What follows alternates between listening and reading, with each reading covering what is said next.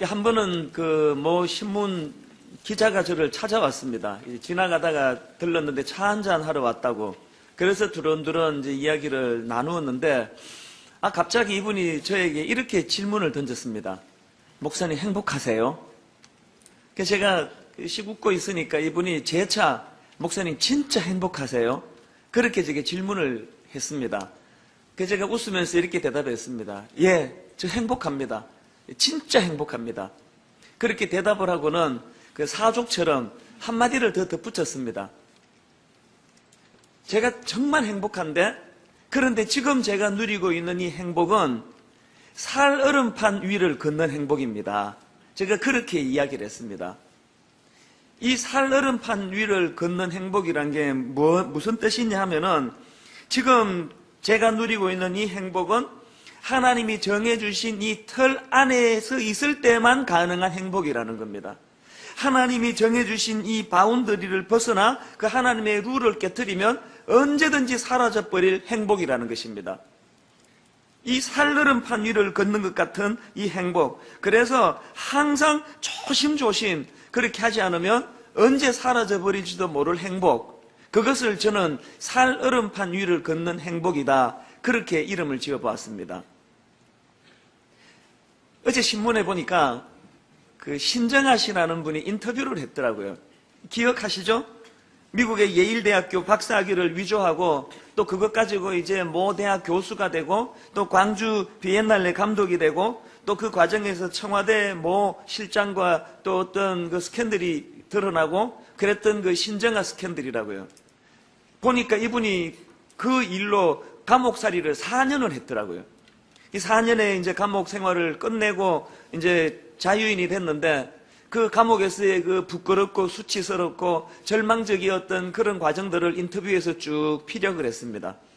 그렇게 한참을 인터뷰를 하고 맨 마지막에 기자가 이렇게 질문을 던졌습니다. 신정아 씨의 죄가 뭐였습니까? 당신이 무슨 죄를 지었다고 생각하느냐? 그런 질문을 던졌더니 이분이 자기의 과오를 아주 함축적으로 이렇게 말을 했습니다. 남들이 열심히 공부할 때 난 돈 주고 남 시켜서 학위를 받으려 했다. 땀 흘려 한 걸음씩 가야 하는데 잘못된 지름길을 선택했다. 성실하지 못했고 내 인생관이 잘못되어 있었다. 저는 그 인터뷰를 보면서 이 본인이 말했던 그 잘못된 지름길, 한 걸음 한 걸음 땀 흘려 성실하게 가지 못하는 잘못된 지름길을 추구했던 그런 인생관이 얼마나 그를 비참하게 만들었는가를 피력하는 그 글들을 보면서 마치 저는 그 인터뷰 기사 속에서 이 신정아 씨가 여러분은 저처럼 이런 허무한 길을 걷지 마시기를 바랍니다. 그렇게 호소하는 듯하게 들려졌습니다. 지금 이상하게도 작년 연말서부터 지난주에 이르기까지 연일 지금 대형교회 목사님들의 이런 아픈 기사들이 계속 지금 터져 나오고 있습니다. 여러분들은 일반 성도님들이야 그런 거 보면 저런 목사가 다 있나, 저게 목사야? 그렇게 하고 비난하면 끝일지 모르지만 저는 제가 목사다 보니까 그런 것들이 얼마나 두려움으로 다가오는지 모르겠습니다. 저는 그런 계속되는 이런 일련의 사건들 속에서 하나님께서 저에게 무슨 메시지를 주기 원하시는가, 하나님 저에게 무슨 경고를 주기 원하시는가, 그것을 민감하게 바라보기를 원하는데, 이런 일련의 사건들을 통해서 하나님이 제게 주시는 메시지는 딱 한마디예요. 잘 봤지? 지금 이 천수 목사 내가 누리는 이 축복이라는 것, 이 행복이라는 것은 그것은 살얼음판 위를 걷는 행복이야. 언제 몰락될지 모르는 그런 행복임을 네가 명심해야 돼. 그리고 그 다음에 저에게 주시는 메시지가 너무 두려운 메시지예요. 그 다음이 네가 그 다음 차례일지 몰라. 얼마나 그게 저에게 두려움이겠습니까? 여러분, 살얼음판 위를 걷는 이 행복을 긴장하면서 두려워하면서 조심하면서 그러면서 지금의 이 하나님 주신 은혜를 기뻐하면서 실족하지 않도록 한 걸음 조심조심 발을 내디디지 않으면 네가 그 다음 차례가 될지 몰라. 그래서 저는 이런 신문에 나오는 이런 인터넷에 나오는 이런 분들을 비난하고 욕할 마음이 전혀 없습니다. 긍휼한 마음이 생기면서 두려운 마음이 찾아오는 겁니다. 그게 아마 목사기 때문에 그런 생각을 더 많이 하리라 생각하는데, 이제 저 자신도 더 조심을 해야 되겠고, 교회의 시스템도 더 보완해야 되겠고, 하나님께서 이런 메시지 속에서 주시는 경고의 말씀을 잘 받는 그런 인생이 지혜로운 인생이라 생각합니다.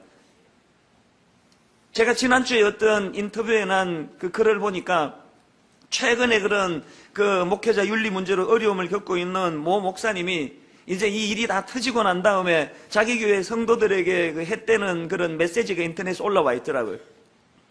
그 중에 제일 제 마음에 맺혀지는 한마디가 뭐냐 하면은, 이분이 이렇게 이야기했습니다. 내가 가장 후회되는 게 뭐냐 하니까, 그동안 주변에서 우리 성도님들이 여러 번 경고를 하고 여러 번 지적했을 때, 그때 내가 그것을 왜 듣지 않았나, 그것이 귀담아 듣지 않은 그것이 너무나 아쉽습니다. 그런 요지의 이야기를 들으면서, 저는 그것이 얼마나 저에게 긴장되는 메시지로, 나는 아직 기회가 있을 때, 저는 아직도 기회가 있을 때 누군가가 저에게 들려주는 경고, 충고의 메시지가 있다면 그것을 흘려듣지 않는 그런 종이 돼야 되겠다. 그러면서 주님 앞에 다짐하는 그런 시간을 가졌습니다. 우리는 신정하시나 또 그 목사님이 눈물로 고백하는 그런 내용들을 귀담아 들어야 됩니다. 그 타산지석이라고 누군가 그 엄청난 대가를 지불하고 깨닫게 되는 그런 무서운 교훈을 우리가 그것을 내 것으로 삼으면 우리는 그런 대가를 지불하지 않고도 교훈을 얻을 수 있다는 겁니다. 오늘 본문에서 바울이 바로 이 신정하시와 또 그 모 목사님과 똑같은 심정으로 지금 에베소 교회 성도들에게 호소하고 또 경고하고 있는 말씀이 나와 있는데, 그게 바로 17절 말씀입니다. 그러므로 내가 이것을 말하며 주 안에서 증언하노니 이제부터 너희는 이방인이 그 마음에 허망한 것으로 행함같이 행하지 말라. 바울이 지금 하나님 알지 못하는 이방인들의 삶의 특징을 한마디로 이렇게 규정합니다. 그것은 허무라는 거예요. 그것은 허망함이라는 거예요. 그런데 이렇게 권면하는데 바울이 그 사용하는 어법을 한번 보세요. 17절에 보면은 동사 두 개가 지금 중복을 하고 있는데 17절을 다시 보십시오. 그러므로 내가 이것을 말하며, 그 다음에 주 안에서 증언하노니, 이게 뭘 의미할까요? 바울은 지금 자기가 실제로 경험했던 그 사실을 바탕으로 자기가 깨달았던 것을 가지고 충고하고 있다는 것입니다. 예전에 인기 코미디언이었던 이주일 씨 기억하실 것입니다. 이분이 이 세상을 타계하기 전에 텔레비전의 공익 광고에 여러 차례 등장을 했습니다. 그 아마 기억나시는 분 계실 거예요. 이분이 이제 담배를 너무 많이 펴가지고 그래서 이제 폐암에 걸렸다, 그렇게 알려져 있는데, 그 공익 광고에 나와가지고 호소한 메시지가 지금도 제 기억에 쟁쟁하게 들리는 것 같습니다. 여러분, 담배 피지 마십시오. 담배는 건강을 상하게 합니다. 담배 피지 마시라고. 그런 공익 광고한 것이 제 기억에 나는데요. 여러분, 이주일 씨가 그 광고 출연료 때문에 거기 출연했을까요? 저는 아니라고 생각합니다. 그 공익 광고할 때에 그 이주일 씨는 이미 폐암 말기였습니다. 그 상황에서 여러분은 담배 피지 마시라고 할 때 그것은 그분의 삶을 바탕으로 한 호소요, 절규였습니다. 오늘 본문에서 바울도 그 이주일 씨와 똑같은 심정으로 이 17절을 기록하는 겁니다. 여러분, 저 이방인들의 삶과 같은 그런 삶을 살면 안 됩니다. 내가 예수님 알기 전에, 다메섹 도상에서 주님을 만나기 전에 나는 내 실력을 믿었고, 내 학력을 믿었고, 내 가문을 믿었고, 나는 내가 가지고 있는 권력의 힘을 믿었습니다. 그런데 그것의 끝은 항상 허무였습니다. 그것은 항상 공허였습니다. 그런데 사랑하는 에베소 교회 여러분, 왜 여러분은 이미 예수님을 믿고 알고 난 이후에도 왜 그 무익한 이방인들의 행위를 따르려고 합니까? 그러시면 안 됩니다. 바울이 지금 그렇게 호소하고 있는 것입니다. 우리는 누군가의 삶을 바탕으로 해서 나오는 그 메시지는 거기에 굉장히 중요한 의미가 담겨 있다고 생각을 합니다. 그래서 저는 이런 경험자들이 들려주는 그 눈물의 그 메시지, 눈물의 충고, 이런 것들에 우리는 귀를 기울여야 하고, 더 중요한 것은 그런 충고 이면에 계시는 하나님을 볼 줄 알아야 된다는 거예요. 오늘도 하나님은 신정하 씨의 인터뷰를 통해서, 실패한 어떤 목사님의 눈물을 통해서, 오늘도 하나님은 본문에 나와 있는 바울을 통해서, 또 종의 설교를 통해서 끊임없이 저나 여러분에게 경고의 메시지를 던지고 계시다는 것입니다. 구약의 아모스 5장 6절에 보니까 너희는 여호와를 찾아라 그리하면 살리라 그렇지 않으면 그가 불같이 요셉의 짐에 임하여 멸하시리니 베델에서 그 불들을 끌 자가 없으리라. 이 5장 6절을 가만히 한번 보십시오. 여기 나오는 여호와를 찾아라 이 말씀은요 하나님께 돌아오라는 거예요. 회개하라는 거예요. 그리고 여기 나오는 요셉의 집은 이스라엘을 상징하는 표현인데 우리로 오늘날로 치면 우리 예수 믿는 우리를 향한 것으로 대입할 수가 있습니다. 그런가 하면 여기 나오는 그 불을 끌 자가 없다 할 때 이 말씀은요 이 무서운 하나님의 심판을 막을 사람이 없다 그런 뜻입니다. 저는 이 아모스 5장 6절에서 하나님의 인내와 관련한 두 가지 균형을 발견하는데요. 첫째는 뭐냐 하니까 하나님의 인내 우리 생각보다 크십니다. 하나님의 인내 우리 생각보다 깁니다. 하나님의 인내는 오래 참으십니다. 그래서 오늘도 끊임없이 종을 통해서 말씀을 통해서 우리에게 경고하고 또 말씀하고 계십니다. 그런가 하면 두 번째 균형이 뭐냐 하니까 이렇게 오래 참고 기다려주시는 하나님이지만 여러분 그 하나님의 인내가 끝나는 날 그때 반드시 우리 삶에 대한 책임을 묻는 날이 있다는 것입니다. 이것이 저는 두렵습니다. 그렇기 때문에 아직 저희들에게 돌이킬 수 있는 기회가 남아있을 때 세상의 수치가 되고 부끄러움이 되고 그 신정아 씨가 그러더라고요. 결혼에 대한 계획은 어떻습니까?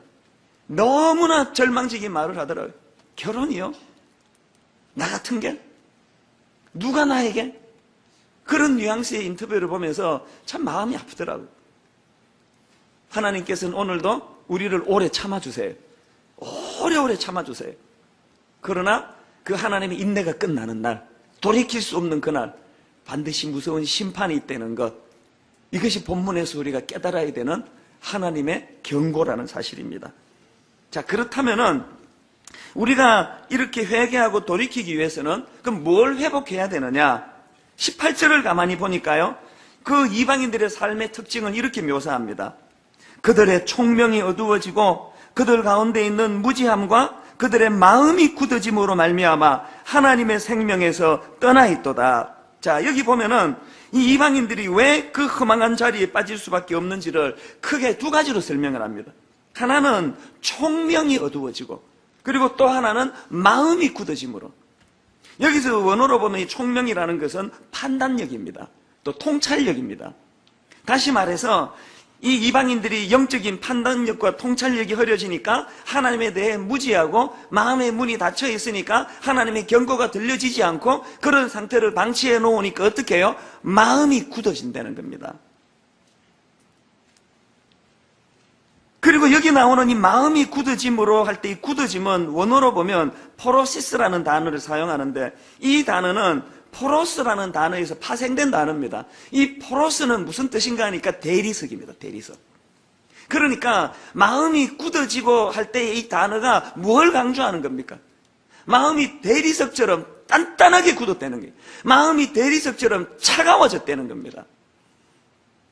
우리가 잘 아는 마태복음 13장 5절에 보면은 씨 뿌리는 비유입니다. 들으는 흙이 얕은 돌밭에 떨어짐에 흙이 깊지 아니하므로 곧 싹이 나오나 해가 돋은 후에 타서 뿌리가 없으므로 말랐고, 이 돌밭이라는 것이 바로 대리석처럼 딱딱하게 굳어져 있는 상태를 이야기합니다.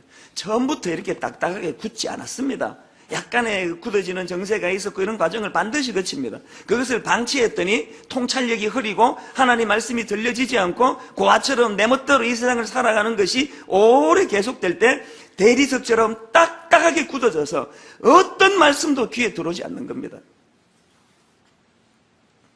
그러므로 우리는 빨리 돌이켜야 됩니다. 아직 기회가 주어져 있을 때. 예레미야 4장 3절에 보면 여호와께서 유다와 예루살렘 사람에게 이와 같이 이르니라. 너희 묵은 땅을 갈고 가시덤불에 파종하지 말라. 호세아 10장 12절에 너희가 자기를 위하여 공의를 심고 인애를 거두라. 너희 묵은 땅을 기경하라. 그 다음 보세요. 언제 이렇게 해야 되느냐? 지금이 곧 여호와를 찾을 때니 마침내 여호와께서 오사 공의를 비처럼 너희에게 내리시리라. 우리 묵은 땅을 기경하라는 것은 이 하나님의 말씀에 대한 이 무지함, 그래서 마음이 굳어져 있는 이것을 탈피하기 위해서는 영적인 눈이 떠져야 돼요. 영적인 통찰력이 회복이 돼야 됩니다. 그러려면은 여러분, 우리가 하나님 앞에 마음을 열어야 됩니다. 그리고 이런 일을 언제 해야 된다고요? 지금 하는 거예요. 지금 이 시간에. 그래서 저는 항상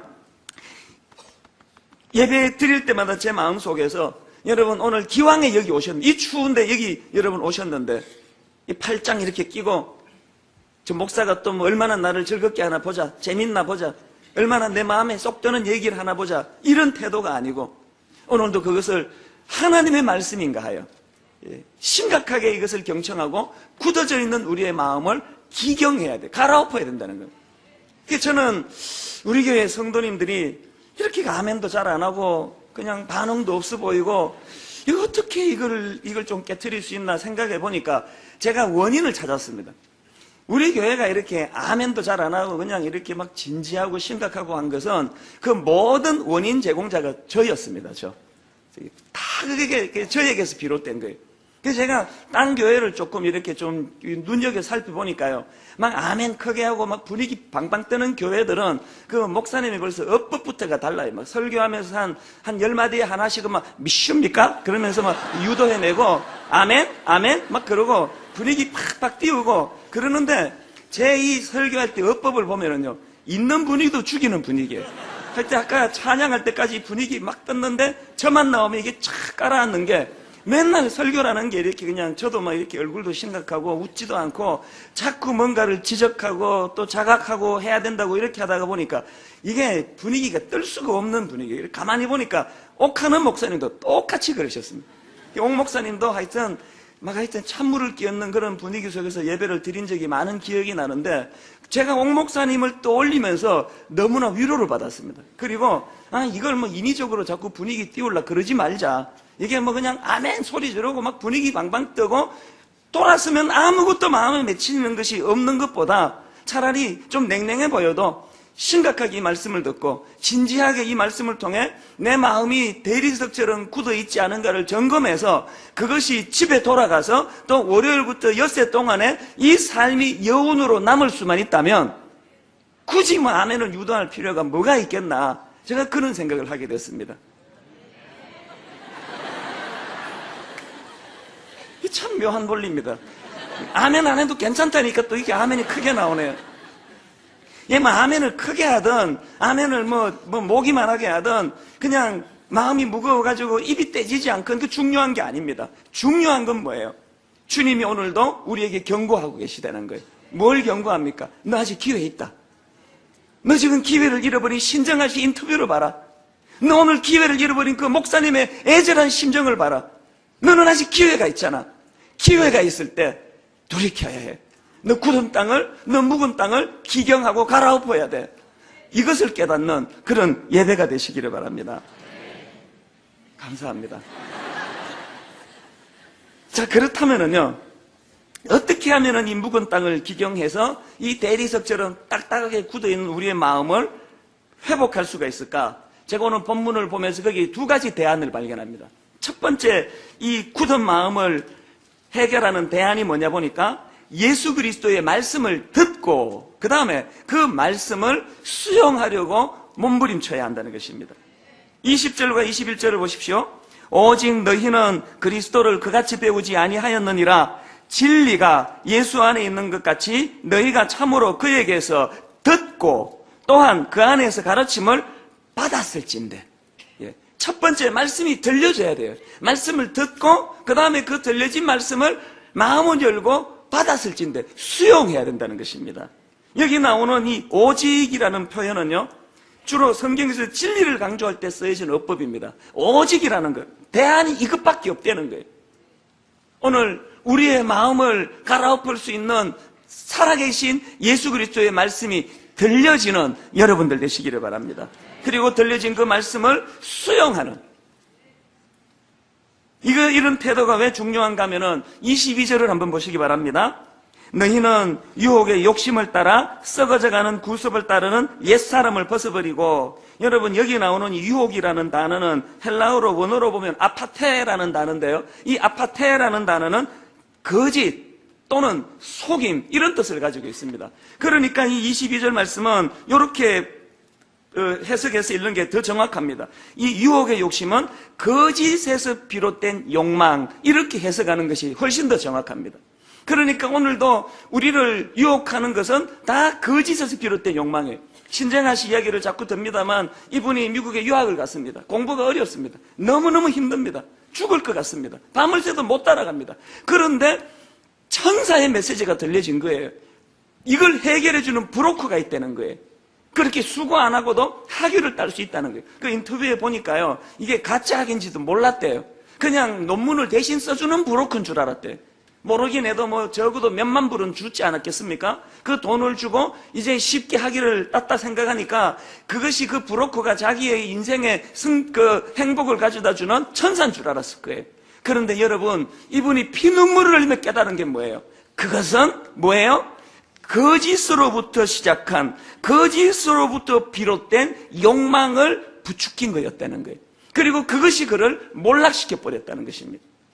오늘 여러분, 우리 주변에 이 거짓으로 비롯되는, 거짓에서 출발하는 욕망을 부추기는 악한 세력이 너무나 많다는 것입니다.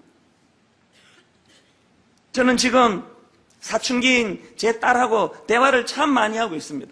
그리고 제가 의도적으로 세뇌시키듯이 계속 같은 말을 반복하는 게 있는데 그게 뭐냐 하니까, 사랑하는 내 딸아, 세상은 너를 속이려고 든다. 세상은 거짓에서 비롯된 끊임없는 욕망의 자리로 너를 이끌려고 한다. 인터넷에서, 텔레비전에서 말초신경을 자극하고 타이타닉 같은 영화를 봐라.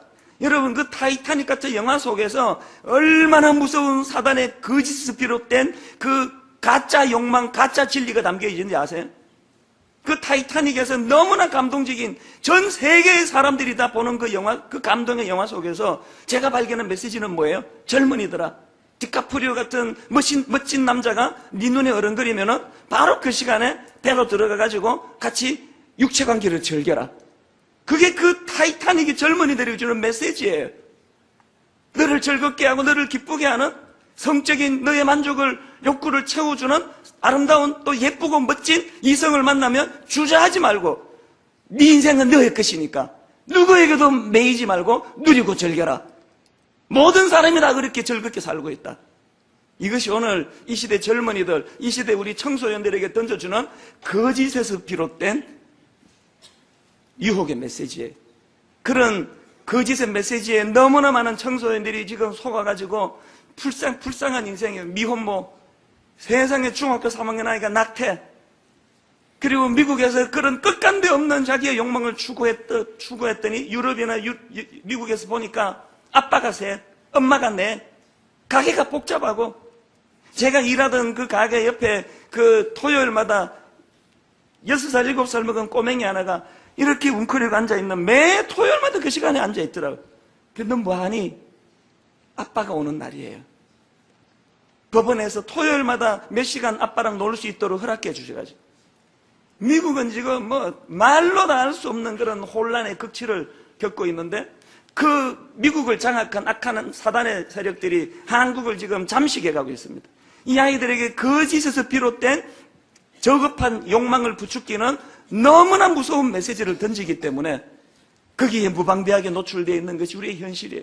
그것이 일시적인 쾌락을 주는지 모르지만 인생을 얼마나 비참하게 만든다는 것을 저는 너무 잘 알고 있기 때문에 오늘도 저는 제 딸아이에게 수없이 같은 말을 반복하는 거예요. 사랑하는 내 딸아, 거짓에서 비롯된 세상의 메시지에 속으면 안 된다. 인터넷에 올려진 그 수많은 너를 유혹하는 것들은 너를 불행하게 만들려는 사단의 도구에 불과하다. 이것이 오늘 제 딸을 향한 안타까움이라면 오늘 예배하는 영적인 사랑하는 자녀들에게 똑같은 말씀을 드리고 싶습니다. 바울의 심정으로. 여러분, 거짓에서 비롯된 이 악한 유혹으로부터 승리하고 자유하는 여러분 되시기를 주님 이름으로 축원합니다. 그러려면 어떻게 해야 된다고요? 진리에서 비롯된 예수 그리스도의 말씀을 가까이 해야 됩니다. 주님의 말씀이 내 안에 살아있을 때 분별력이 생기고 능력이 생겨나는 것입니다. 어두움은 빛으로라만 몰아낼 수 있습니다. 아담과 하와를 유혹했던 그 거짓에서 비롯된 유혹이 뭡니까? 선악과를 따먹으려는 거예요. 하나님처럼 눈이 밝아질 거라는 겁니다. 그 거짓에서 시작된 유혹에 아담과 하와가 넘어지는 것이 쫓겨남이라고 하는 비참한 결과를 가져왔다면, 여러분, 살 얼음판 위를 걷는 행복을 방심했다가 너무나 아름다운 교회, 너무나 존경받으며 목회하던 너무나 아름다운 목사님들이 하루아침에 수치의 자리에 빠지는 것을 저는 두려움으로 보고 있다는 거예요. 다음은 네 차례가 될지 몰라. 하나님이 저에게 주시는 이 메시지가 그것이 저를 살리는 축복의 메시지인 줄로 믿습니다. 오늘 여러분 모두에게 코앞에까지 드리워져 있는 거짓에서 비롯된 욕망을 부추기는 이 음란한 세력과의 싸움에서 승리하는 여러분 되시기를 바랍니다. 그런가 하면 두 번째로, 여러분, 성령님으로 마음을 새롭게 하셔야 된다는 것입니다. 이것이 굳어진 우리 마음을 회복하는 비결입니다. 23절을 보니까요, 오직 너희의 심령이 새롭게 되어 이러는데, 여기 나오는 이 심령이라는 게 뭘 말하느냐는 학자에 따라서 의견이 좀 갈려져 있습니다. 영어로 보니까 스피릿이라는 단어를 쓰는데, 저는 이 심령이라는 단어를 성령으로 해석하기를 원합니다. 이것이 요즘에 학자들의 그 해석의 그 주류입니다. 그러므로 이 23절은 이렇게 읽으시는 게 옳습니다. 성령으로 너희 마음을 새롭게 하여. 뭘 의미합니까? 우리 마음을 새롭게 하시는 분은 살아계신 예수 그리스도의 말씀을 통하여 성령께서 우리를 변화시켜 주신다는 것입니다. 고린도전서 2장 9절에 보니까 기록된 바 하나님이 자기를 사랑하는 자들을 위하여 예비하신 모든 것은 눈으로 보지 못하고 귀로 듣지 못하고 사람의 마음으로 생각하지도 못하였던 것 같으니라. 그 다음에 오직 하나님이 성령으로 이것을 우리에게 보이셨으니 성령은 모든 것 곧 하나님의 깊은 것까지도 통단하시느니라. 여러분 2장 9절에 이 눈으로 보지 못하고 귀로 듣지 못하고 마음으로 생각지 못했다. 이게 뭐예요? 오늘 본문에 나오는 영적으로 둔감해진 상태, 통찰력을 잃어버린 상태, 말씀이 들리지 않아요. 그런 것을 해결해 주시는 분이 성령님이라는 것입니다. 저는 그동안 한국교회가 이 성령님과 관련하여 두 가지 치우치는 우를 범했다고 생각합니다. 첫 번째 치우침이 뭐냐? 성령님을 무시한 죄예요. 성령님을 의지하지 않는 죄예요.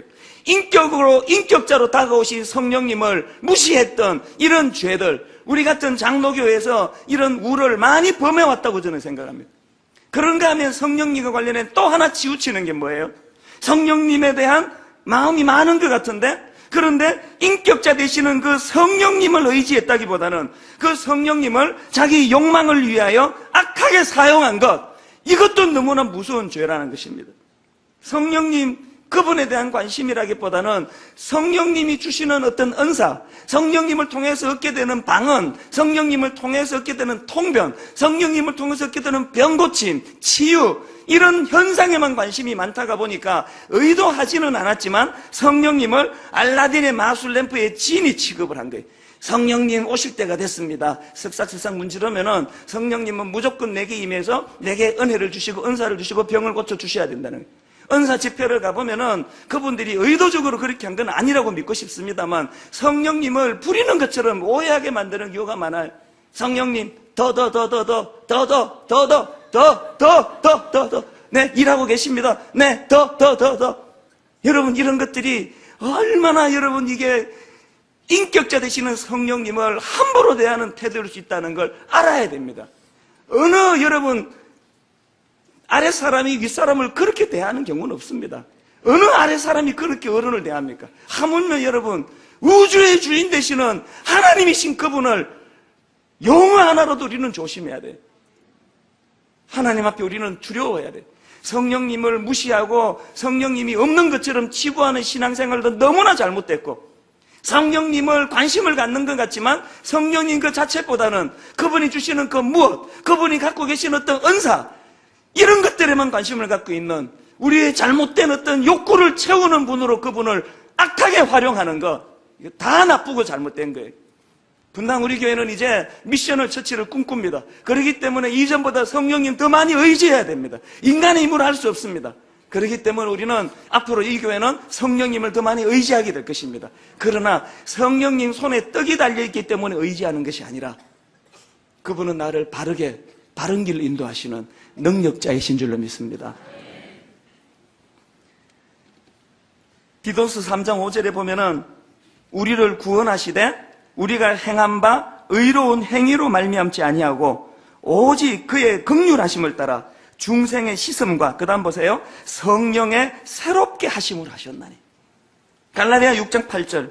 자기의 육체를 위하여 심는 자는 육체로부터 썩어질 것을 거두고 성령을 위하여 심는 자는 성령으로부터 영생을 거두리라.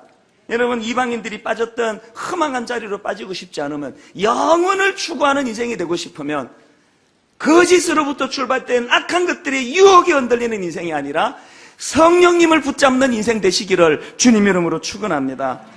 요한일서 2장 27절을 보세요.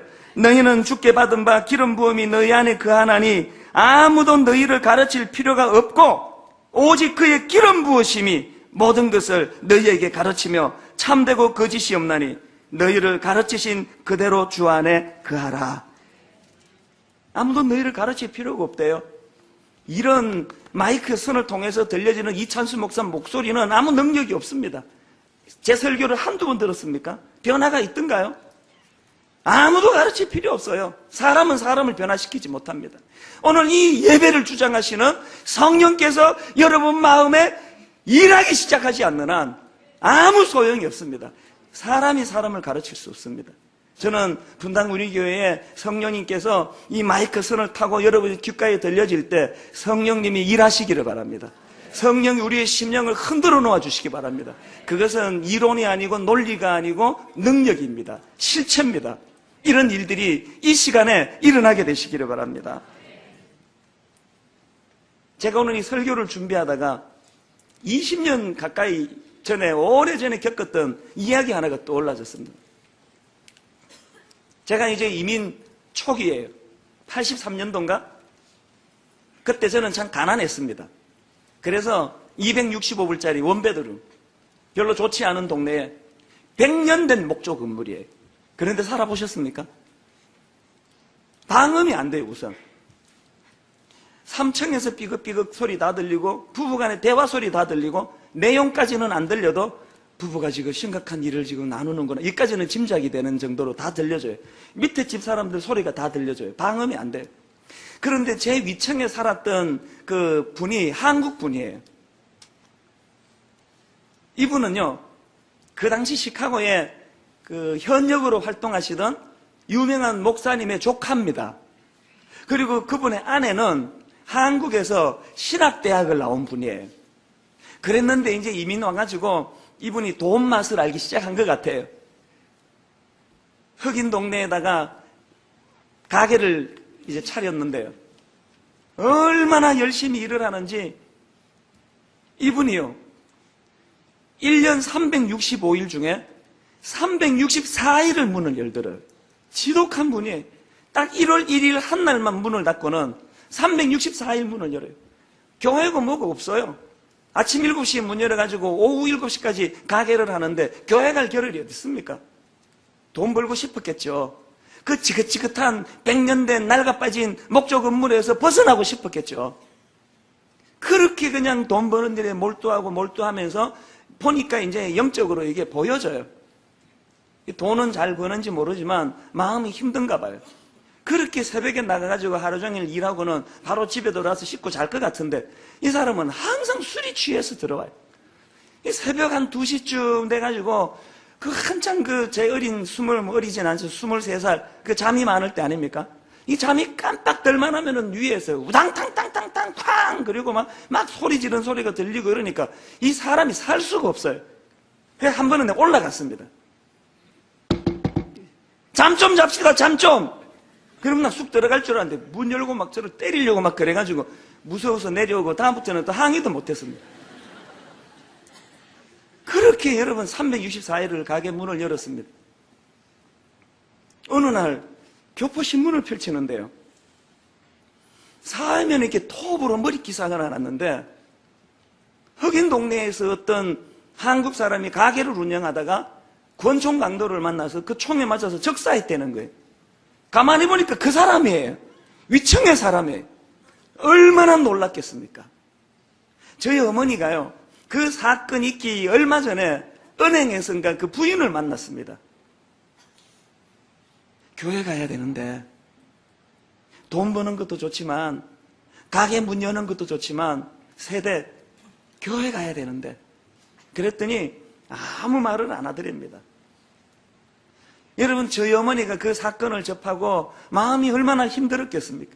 그때 강제로 끌고라도 갔었어야 되는데, 기회가 있을 때, 돌이킬 기회가 있을 때 권면을 강하게 했어야 되는데, 왜 이 이야기가 생각이 났을까요?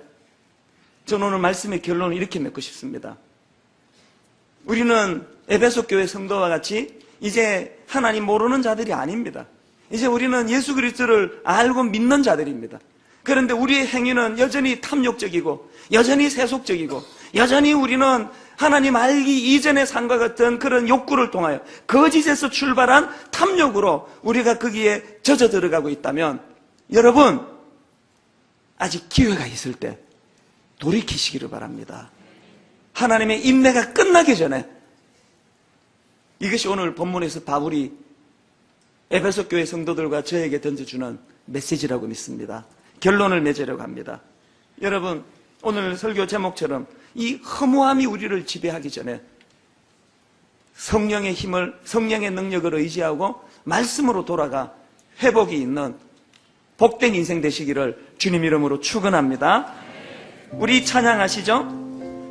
우리들의 찬양 24번, 오늘 설교 내용을 담고 있는 그런 찬양입니다. 허무한 시절 지날 때, 깊은 한숨 내쉴 때 성령님이 우리를 탄식하시는데 찬양합니다. 허무한 시절 지날 때, 허무한 시절 지날 때, 깊은 한숨 내쉴 때, 그런 풍경 보시며 탄식하는 분인데, 고와 같이 너희를 버려두지 않으리. 내가 너희와 영원히 함께하리라. 마음이 허무함이 있으세요? 다시 한번 고백하십시오. 허무한 시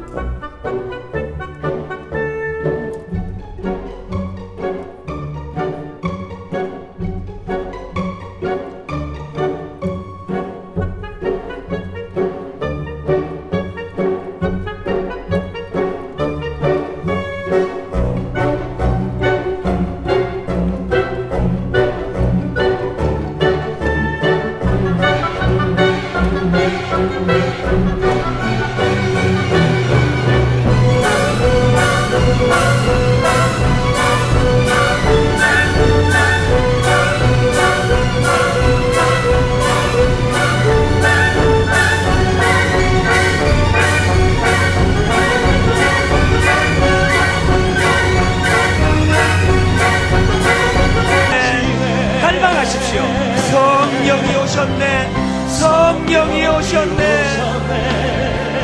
성령이 오셨네. 내 주에 보내신 성령이 오셨네. 우리 인생 가운데 친히 찾아오셔서 그 나라 꿈꾸게 하시는 온 마음을 담고 갈망하며 찬양하십니다. 성령이 오셨네. 성령이 오셨네. 공허한 내 마음속에, 거짓으로 비롯된 악한 영들의 유혹 속에 있는 내 심령 속에 성령이 오셨네. 성령이 오셨네. 우리 인생 가운데 친히 찾아오셔서 그 나라 꿈꾸게 하시네. 우리 같이 기도하십니다. 한번